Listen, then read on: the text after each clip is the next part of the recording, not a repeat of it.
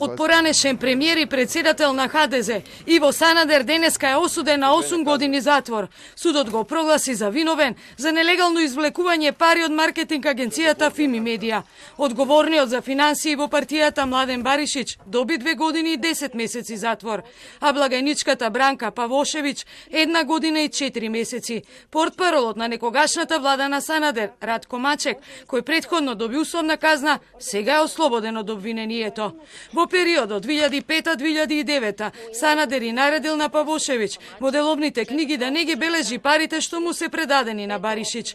Дел од парите на ХДЗ се веќе блокирани и станува збор за 460.000 евра, кои ќе бидат префрлени во државниот буџет по правосилноста на пресудата.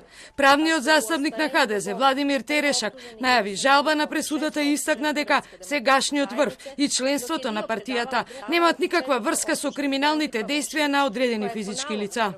Ovo vijeće nije postupalo po ukidnom rješenju Vrhovnog suda, nije otklonilo naloge Vrhovnog suda glede utvrđivanja određenih činjenica, odbilo je dokazne predloge obrane Hrvatske demokratske zajednice, te držim kako ćemo u argumentaciji u žalbi koju ćemo podnijeti na ovu presudu, držim da ćemo uspjeti sa navedenom žalbom.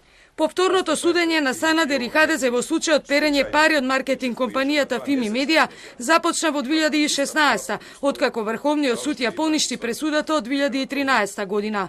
Сега владеачката ХДЗ, од чии редови е доскорешната председателка на Хрватска Колинда Грабар-Китаровиќ, како и премиерот Андреј Пленковиќ, е прогласена за одговорна за корупција, но не прифаќа колективна одговорност. Во 8 годишната затворска казна на Санадер се вклучува и времето поминато во истражен затвор. Ниту тој, ниту другите обвинети не присуствуваа на денешното судење.